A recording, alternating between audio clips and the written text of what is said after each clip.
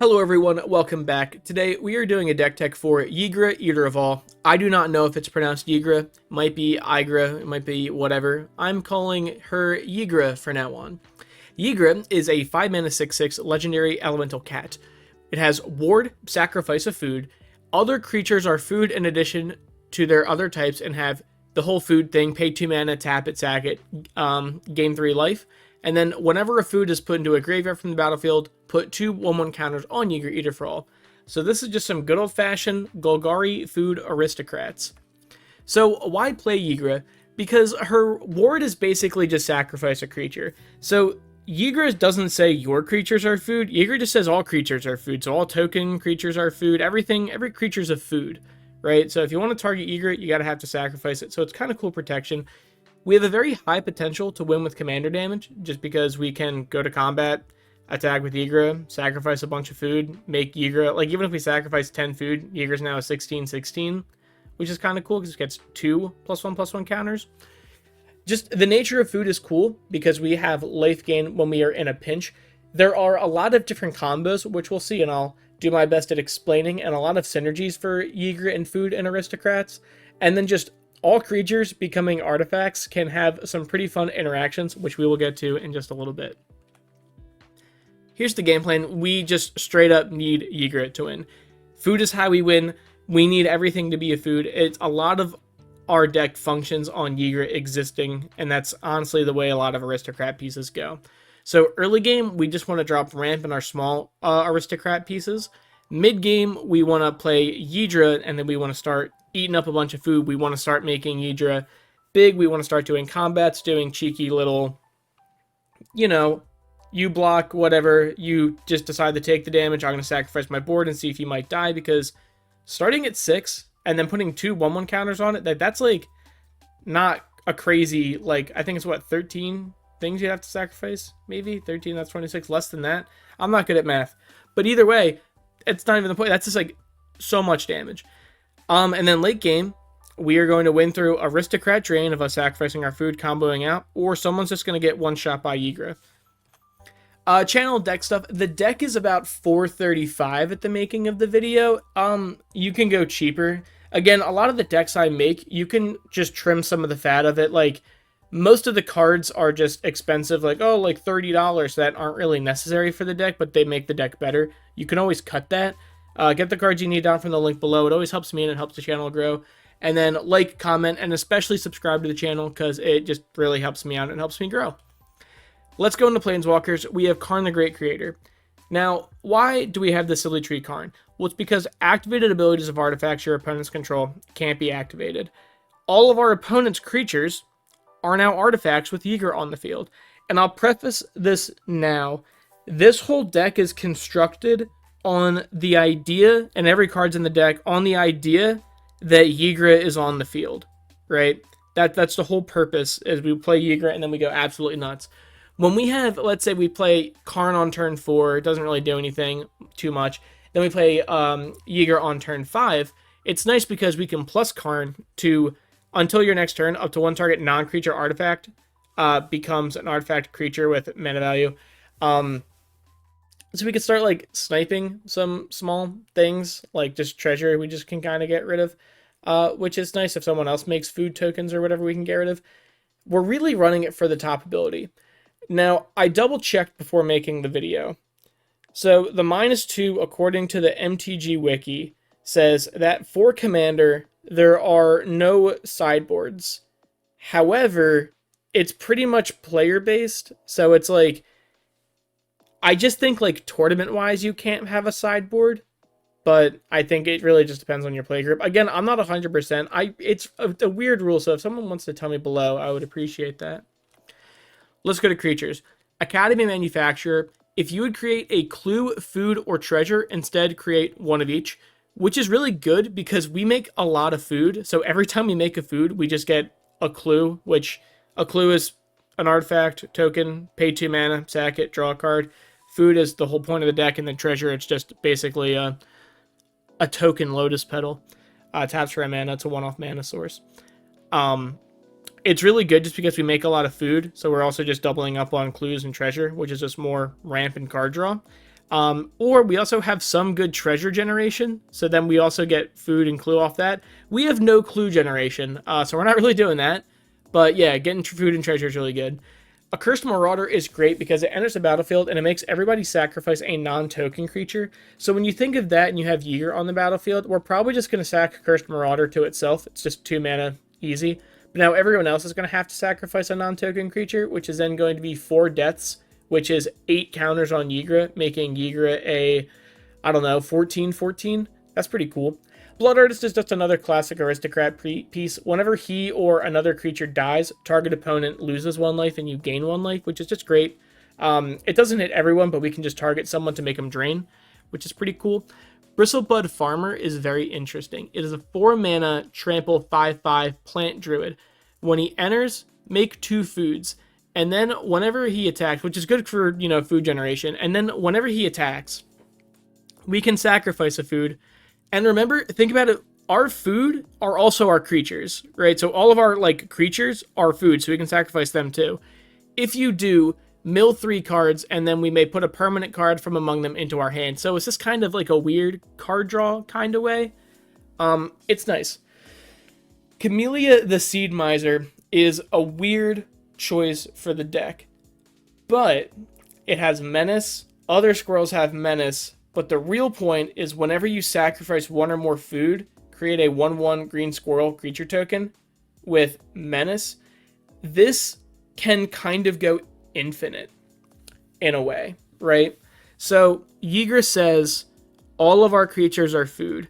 Camilla says whenever we sacrifice 1 or more food, we make a 1/1 green squirrel. That 1/1 green squirrel is a food. So if we have an altar or a way to sacrifice our creatures over and over again, and say we have an Aristocrat piece like Blood Artist on the field, the game is over because we keep looping that squirrel over and over and over again, killing it, gaining a life, making someone lose a life. So that's kind of what the deck does Aristocrat-wise. And then just for other reasons, this card has Forage. Just put a... Forage is good because it sacrifices a food. Or exiling 3 cards from our grave. We're probably sacrificing the food to put a 1/1 counter on each other squirrel, which is cool, but not really what we're doing. Camilla's there really just to kill someone. Cauldron Familiar is also really good. Enters the battlefield, each opponent loses 1 life, and we gain a life. We can sacrifice a food to return Cauldron Familiar from our graveyard to the battlefield. Now, this isn't exactly infinite by itself, but it can do a lot of entering and leaving in a single turn, just by sacrificing stuff over and over again, or really just eating up all of our actual food tokens, or if someone wipes the board, we're basically just draining for each creature on top of whatever Aristocrat piece we have, so it can be really, really good. Chatterfang Squirrel General, I guess this deck kind of has a small squirrel theme. It's just kind of because they care about food. He has Forest Walk. If you would create 1 or more tokens, we make that many tokens plus squirrels. So it's just a way we make a food, we also make a squirrel. So we really get a food and a squirrel food. And then we can pay a black, sacrifice X squirrels, which also, again, is food, to give a creature plus X minus X until end of turn, which should just say kills a creature. Disciple of the Vault, whenever an artifact is put into your graveyard from the battlefield, whenever an artifact is put into a graveyard from the battlefield, so not just ours, you may have target opponent lose 1 life. Since Ygra makes everything food, they are now artifacts in addition to their other types, so Disciple of the Vault, whenever a creature dies, basically, we can have someone lose 1 life. Eleanor Gardner is really cool. She enters, makes a food, excellent. But I like the idea of at the beginning of our end step, if we sacrificed a food, we can search our deck for a basic land and put it on the battlefield tapped. It's nice when we're just ramping every turn. She's not game breaking. I'm not going to lie. She's not game breaking. But getting an extra land every turn, thinning our deck every single turn for just existing is very nice. And 4 mana is really not that bad. Experimental Confectioner, again, that's kind of another infinite with Ygra of just, it enters the battlefield. Whenever you sacrifice a food, create a black rat. We could sacrifice that rat. That rat is a food. We make another rat. We loop it over and over again. So yeah, just another infinite death trigger, not infinite rats, because we're not really net gaining any off of it. We're just having infinite death triggers, which trigger off of our Aristocrat pieces. We have Gilded Goose, who enters and makes a food. We can tap it and make food, and it's really just a mana dork, but we have to sacrifice a food, which again puts counters on Ygra, which is nice. Guillaume or Yom or whatever, Master Chef. He's a troll warlock, which I think is really cool. He is trample. At the beginning of your end step, create a number of food tokens equal to the number of non-token creatures you had enter the battlefield under your control this turn. We have a lot of non-token creatures, which is nice. Even at very worst value, we play him, he triggers himself, and we make a food. But he's really in here as, one, he makes a lot of food, and two, because the deck doesn't work without Ygra, so just being able to sack food and make Ygra indestructible in the turn is real good. Hazel of the Root Bloom, I guess more squirrel stuff, but not really squirrels, it's just squirrels are good. Pay 2 mana, or sorry, tap it, pay 2 life, tap X untapped tokens you control, and then we can tap it for a lot of mana, which is cool because just foods aren't really doing anything. They're just waiting, like, you pay 2 mana, tap them, and sacrifice it. Like, now we can effectively tap them for mana, which we have a couple other cards in the deck that does that. And then at the beginning of your end step, create a token that's a copy of target token you control. If it's a squirrel, we can make 2 copies of it, but we're probably just, at worst, making an extra food on our end step every single turn. Hazel's Brewmaster is really cool. When it enters or attacks, exile up to 1 target card from a graveyard, and we make a food. And then our foods have all activated abilities of all cards exiled with Hazel Brewmaster, which, again, all of our creatures are foods too, so now all of our creatures and those little random artifacts have the benefit. And it sounds like kind of silly, but, like, even if it's just like a mana ability, like, that can go kind of nuts. Jaheira, Friend of the Forest, tokens you control have just tap it, add a green. So again, instead of our tokens just kind of existing, or our food tokens existing, not really doing much, we can now just use them as mana sources, which are really nice. And since our non-token foods aren't creatures, they're basically Mox Emeralds for free sometimes, which is cool. Manglehorn, when he enters the battlefield, you may destroy target artifact. It just so happens that all of our opponent's creatures are artifacts. So he enters the battlefield and kills a creature, and then he makes our opponent's artifacts enter the battlefield tapped, which again are their regular artifacts, but also their creatures. Marionette Apprentice and Marionette Master, they have Fabricate. For Marionette Apprentice, we're just going to say, don't put a counter on it, just make the servo. Whenever another creature or artifact you control is put into the graveyard from the battlefield, each opponent loses 1 life.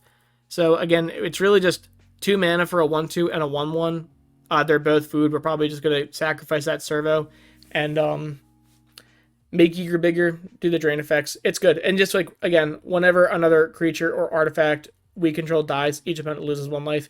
We get one of our infinites, it's game over. Marionette Master has Fabricate 3, and honestly, we're probably putting all of the artifact or all the counters on Marionette Master to make it a 4/6 for 6, because it says whenever an artifact you control is put into the graveyard from the battlefield, target opponent loses life equal to his power, which again is now 4. So whenever we have one of our creatures or artifacts die, someone loses 4 life. Pretty good. They're really good. Masri Cruel, Death Priest. He's good.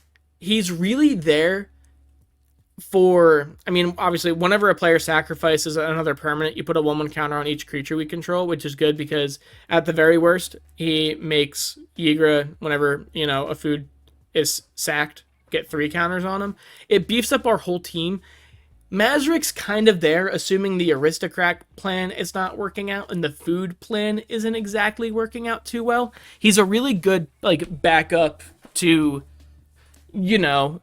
just kind of like our plans aren't working out. He's a good backup. We're officially just on the beatdown plan with that, which still isn't that bad.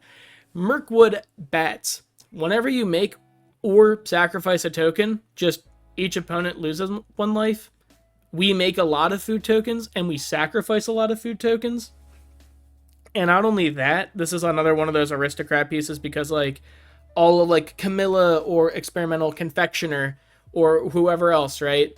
Those are tokens that are being created and dying, so it's it just loops every time you do that. Each opponent loses 2, which is cool. Morbid Opportunist is nice, just because it's just card draw. It's just an extra card every turn. He's a food. It's nice. That's really it. It's just card draw. We can draw cards on our opponent's turn. Nadir's Nightblade, whenever a token you control leaves the battlefield, each opponent loses a life and we gain a life. Just another aristocrat piece. We have Paragan Tuk. Paragan Tuk says, if you would make one or more tokens under your control, make those tokens and a food token are created instead. So basically, we make that many tokens and we slap a food on top of it. At worst, it doubles up our food. And then sacrificing 3 food and drawing a card and then putting 6 counters on Ygra is great. It's just, he basically is a token doubler for our food, which is really good. And also, it's a sack outlet, which is also important. Pippin, Warden of Isengard, if I pronounce that right. Pippin's great. He's short, sweet, to the point. Well, short, let me emphasize, he's short, sweet, and to the point, but an emphasis on short because he's a halfling. We can pay 1 and tap it to make a food token. Great. We want to do that. And then we can tap it, sacrifice 4 food tokens. Other creatures you control get +3 and gain haste until end of turn. Which is great because Ygra is 6. He then becomes 9. We lose 4 food tokens. He now becomes, what is that? 17? 17 on top of all of our other guys? Sounds good to me. Pitiless Plunderer, whenever a creature you control dies, make a treasure. It's great. We want to loop our guys. It's okay if our guys die. We can get them back later. We just want to loop them, get treasure off of it, more mana, continue off more different loops. Great. Rapacious Guest is cool. 3 mana 2/2. Menace, for some reason.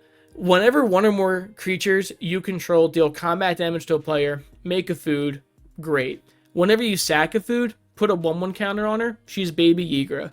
Whenever she leaves the battlefield, she's bounced, she's exiled, she's killed, whatever. Target opponent loses life equal to her power. She's kind of a weird backup Ygra in a way, that can kill someone, like, if not checked. Like, she starts real small, emphasis on small because she's a halfling, but she can get big real quick. Sakura Tribuilder, I think, is just like a little cute interaction because he enters the battlefield, he's a food. Like, early game, he's ramp. Late game, he enters the battlefield, we sacrifice him, he is a food. We do all the sacrifice effects of getting a treasure from Pitiless Plunderer, getting, what the counter on Rapacious Guest, getting counters on Ygra, and just ramp that way. So it's just kind of a little bit added benefit to ramp. Savvy Hunter, whenever it attacks or blocks, make a food, sacrifice 2 foods, draw a card. It's food production, it's food sack outlets, it's card draw, it's real good. Timeless Witness, when it enters the battlefield, just return target card from our graveyard to our hand. We can eternalize it, which is basically exile it from our grave and make it a 4/4 token. It's just good recursion. That's pretty much it. It's just good recursion. And it's okay if it dies because we can internalize it later and then get something else back. Tireless Provisioner is super good. Just whenever a land enters, make a food or a treasure. Just we're either getting more mana or we're getting more food just from playing lands. Good on that. Sign me up. Vein Ripper is he's just a super aristocrat. Flying Ward. I know I said Ygra says Ward sacrifice a creature, but he actually has Ward sacrifice a creature. Whenever a creature dies, target opponent loses 2 life and you gain 2 life. So whenever any creature dies, we drain someone for 2, which is super, super good. And at the very worst, we play Vein Ripper, someone kills him right away, they lose a creature, and we still drain them for 2, which is nice. War and Soul Trader is Phyrexian Arena on a creature, not Phyrexian Arena, Phyrexian Altar on a creature. Pay 1 life, sacrifice another creature, make a treasure. You can argue it's even a little bit better sometimes because we have Academy Manufacturer, so when we're making a treasure off that, we're also making a food and a clue, which is really cool. White of the Reliquary, I think, is real good. It's just cheap. It gets +1/+1 as the further the game goes, and then we can sacrifice another creature. It's just a sack outlet to ramp us. I think he's good. He's not game breaking, but good. Maybe he should. Yeah, I like it. I like the card. Zulaport Cutthroat, super great classic aristocrat card. Whenever he or another creature we control dies, we drain each opponent. Short, sweet, to the point. He's in Bloomburrow for some reason, but either way, he's great. Going into sorceries, we have Balagad Recovery, just return target card from our grave to our hand. It's really just if we have a combo piece that dies or we just want to get something back that got milled or whatever, we can get it back. And it's also a land on the backside. Explore is just drawing an extra card and playing an additional land this turn. It's just good. Like Explore is honestly, I think, an underrated card in Commander. I think it's great. Nature's Lore, search our deck for a forest. Basically pay a mana, 1 mana, and search our deck for an untapped forest. Pay a mana, search our deck for an untapped shockland, or pay 2 mana and search our deck for the surveil land that we can fetch. That's really it. 3 visits is the same exact thing. 3 visits I just mentioned. Pest Infestation is super cool. It's XX green. Destroy up to X target artifact and or enchantments and create X 1/1 pests that when they die, we gain a life. Whew. So this is just good because we can pop our opponents like actual artifacts or enchantments, or we can just use it to just kill creatures easy and make a ton of dudes, which are good. 3 visits I mentioned. Toxic Deluge is nice. It's just because it's a good nuke, and the nuke does not kill Ygra. That's really it. No one's gonna pay, like, it's so much life. Like, because the thing is, Ygra's going to be alive. So on our point, we basically, like, pay, I don't know, 6 life. We gain a lot of life anyway, if we want, just from the food. And then we give every creature -6/-6. All of our aristocrat stuff triggers. Ygra gets huge. Ygra is not dying to Toxic Deluge. And then we just kill someone. And then finally, Victimize. Really just do the old switcheroo. Choose 2 target creature cards in our graveyard. Sacrifice a creature. If you do, return those cards to the battlefield tapped. It's to get back aristocrat pieces. It's to get back value, combos, whatever. It's good reanimation. Instance, we have Assassin's Trophy just to get rid of something we don't like. They can get a basic land. Collective Resistance I like in this deck because we can either destroy target artifact, which is an opponent's legit artifact or one of their creatures with Ygra, pop an enchantment, or we can make Ygra hexproof and indestructible, so it kind of keeps him safe too. I like the idea of just paying 3 mana into it, killing an opponent's creature, and then making Ygra hexproof and indestructible. Curious Herd is super interesting because choose target opponent. You create X 3/3 green beast creature tokens, where X is the number of artifacts that player controls, and all of their creatures are artifacts. So if we're going against like a token deck, we can just go like absolutely nuts with this card. Heroic Intervention's good, just make sure all our stuff stays protected. Malakir Rebirth and Revitalizing Repass, they both have a land on the backside. 1 taps for black, 1 taps for Golgari. They enter tapped, but they're really both there just to make sure Ygra stays protected. Like if Ygra dies, if Ygra dies, we're not doing much, is what I'm saying. And then finally, Terra Sunder. Just pay 2 mana to exile target artifact or enchantment. We just can do that, really. Exile. And again, with Ygra on the field, it's 2 mana, exile target artifact, creature, or enchantment. And then if the spell is kicked, we can exile target non-land. So if we need to hit Plainswalkers or whatever, or if we don't have Ygra on the field, we can go nuts. Going into artifacts, Arcane Signet, it's just good ramp. Ashnod's Altar is just a sack outlet, so we can sack things, get mana, continue to go with that stuff. Specifically just creatures. It's not one of our best ones, which is weird because Ashnod's Altar is crazy. Grinding Station is really good. It's honestly like, I look at it as like an aristocrat piece, right? If we have like Ygra and one of those other guys and we don't have any of the life gain drain dudes, Grinding Station's great because we can just mill people out. Sacrifice an artifact, target player mills 3. Whatever an artifact comes into play, untap it. Just kind of continue. And it's nice if we do a lot of food generation too, because we can just tap it and sacrifice our foods as they're being made.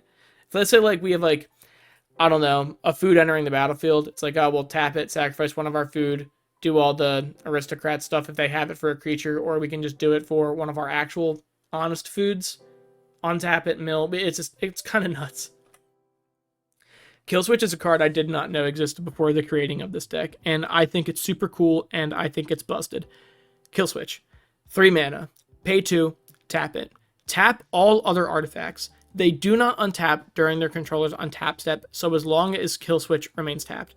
See, here's how I like this. We play it in our main phase 2, and then we just, like, activate it on our opponent. Like, really, we just activate it whenever. It taps down everything. All of our creatures, all of our opponent's creatures, all of their artifacts. And then they're not going to untap. So if we go through the phases of, like, each other player's turn, all of their stuff stays tapped. It gets to our turn. We'll just untap kill switch, and now all of our stuff is untapped, and all of their stuff is tapped. So it's really good. Additionally, what we can do with kill switch in Ygra is we can declare Ygra as an attacker, and then before blockers, we can activate kill switch to tap down our opponent's board, which is super cool. And our guys are already tapped and attacking anyways, so it doesn't really matter. KCI, or Card Clan Ironworks, very, very insane. It's probably the best one in the deck. Sacrifice an artifact, add 2 to our mana pool. That's just like nuts. If you have like any kind of artifact deck or any kind of aristocrat deck, not even aristocrat, really any artifact deck, you know how nuts KCI is. Just being able to, let's paint a picture. We have Jaheira. We tap one of our guys for green. We tap one of our food tokens for green, right? And then we sacrifice that food token. So basically, we can just get 3 mana out of a food. It's super nuts. And we can do it at instant speed. It's great. Lightning Greaves are really just to put on Ygra. That's really it. Give him haste. Give him shroud. No one can target him. Nuka-Cola Vending Machine is literally insane in this deck. It is one of the best cards. Pay 1, tap it, make a food. Big, huge. Whenever you sacrifice a food, create a tapped treasure. Let's think about this. Ready? This card is also infinite with Academy Manufacture because you make a food, and then when you made a food, you also make a treasure, and then you also make a clue. And let's say we have KCI on the field, Card Clan Ironworks, where you sacrifice a food, we make another treasure, which makes another food. There's a lot of infinites in this deck. And even without the infinites, it's like, even with no infinite, Nuka-Cola Vending Machine's still good because we want to make food and we want to sacrifice food, and we just make tap treasure as a benefit of doing that. Soul Ring is Soul Ring, and the Talisman is really just there for ramp, mana fixing, color fixing. You know, 1 life, we can gain life in this deck. We're not really worried about it. Going into enchantments, we have Black Market Connections. At the beginning of your pre-combat main phase, choose 1. Make a treasure and lose a life, draw a card and lose 2 life. Oh, sorry, 1 or more. Or make a 3/2 shapeshifter. Here's why I like it. Generally in decks, I almost always lose 3 on my pre-combat main phase, because making an extra mana and drawing a card is probably worth 3 life. You can also choose to pay 3 life or do it in whatever thing that makes sense for your current game. But you can also pay 3 life and then just make a 3/2. That is a food token. Sorry, that is, a food artifact creature token that you can do whatever with. So that's kind of cool too. Dictate of Erebos and Grave Pact are basically the same card. Whenever a creature you control dies, each opponent sacrifices a creature. We kill our creatures a lot. It kills our opponent's creatures. It makes them unable to have creatures effectively. Super cool. Knight of Sweet's Revenge. Enters, make a food. Cool. Foods you control have tap it, add green. Basically why we run Jaheira. It's just good. And then we can pay 7 mana and sacrifice it. Creatures you control get +X, where X is the number of foods you control, but you can only do it as a sorcery. It's a good way if we have like a lot of dudes. It's like a good way to kill someone, honestly. Because if we have like Ygra and all that, everything is a food. So it's like that, even like 10 good things. Like if we have like 10 creatures and like 10, or a combination of 10 food tokens and like 10 creatures, like 5 creatures, 5 foods, whatever. That's still +10/+10 to everything. Like that'll kill someone. Parallel Lives is just a token doubler. That's really it. It's a token doubler. We double up our food. We double up all that. Phyrexian Reclamation, if one of our things dies, we just pay some life, pay some mana, get it back to our hand. All of our Aristocrat pieces are generally pretty cheap, so it doesn't really matter too much. We have the Meat Hook Massacre. Enters the battlefield. Each creature gets -X until end of turn. Whenever a creature you control dies, each opponent loses a life. Whenever a creature an opponent control dies, you gain a life. So I kind of like this as a nuke in the same way I like Toxic Deluge in this deck. Is Ygra's not dying to this, but other creatures are, and then we do all of the crazy creature dying effects for food dying effects. That Ygra gets bigger and bigger and bigger. We gain a lot of life, our opponents lose a lot of life, and then we kill them with Ygra. Viridian Reel is, I think it's spicy tech. Whenever an artifact is put into an opponent's graveyard from the battlefield, you may draw a card. All of their creatures are artifacts. I just think it's like super funny. Going into lands, we don't have anything really crazy. Command Tower, because it's a 2-color deck, there's not too much. We have Command Tower, we have the Val land, we have a Pain land. We have Menace Morgul, which is good. It enters the battlefield tapped. We can tap it for a black, or we can pay 4 mana and tap it to put a shadow counter on Ygra. For as long as that creature has a shadow counter, it's a wraith. And then a creature with shadow can only be blocked or block creatures with shadow. So effectively, it makes Ygra unblockable, which is really good. Overgrown Tomb is nice. We can fetch it Phyrexian Tower. We can sacrifice one of our small creature tokens or whatever, and we can get some more mana. Restless Cottages, it enters tapped, and it becomes a 4/4, and when it attacks, we make a food, which is pretty cool. It's also a little bit of Grave Hate. Tainted Wood, we have a lot of basics in the deck, so it should check almost always. We have the Shire. We just have the Shire. It taps for a green, and then we can tap an untapped creature you control to make a food token. It's just nice. It's just something nice we can do like at the end of an opponent's turn or whatever. If we need a food in a pinch, it's good. Tower of the Magistrate is so cool in this deck. You just add a colorless, but then you can pay 1 and tap it to target creature gains protection from artifacts until end of turn. So it basically just makes Ygra unblockable, which I think is really cool. Like, Ygra's just unblockable because all of your opponent's creatures are artifacts and they can't block. Twilight Mire, it's a nice filter land because if we have any double green pips or double black pips or whatever, it's just a good filter. Underground Mortuary is nice just because we can fetch it and then we'll just surveil 1 when it enters. We have Undergrowth Stadium. It's always gonna, the decks I make are assuming we have pods of 4, so 3 opponents. It's always gonna enter untapped. And then Woodland Cemetery, we have so many basics. We have the Mortuary Mire, we have the Overgrown Tomb that are going to make it so that we have a swamp or a forest at the very worst. And then going into basic, so we just have 10 forests and 9 swamps. I believe it makes it so that we have like 30, it's like 33 lands, but we have a handful of MDFCs, like the Malakir Rebirth, that other Golgari one that puts a counter on them and makes them indestructible. We have Balagad Recovery. Sorry, I was just thinking about them. So yeah, it's like 36 lands at the end of the day, plus like all the ramp we have. All of our guys are generally pretty cheap too. But that's all I got for you guys. Thank you for watching. Like, comment, subscribe, do all that cool shit. Get the cards you need down from the link below. And I'll see you next time.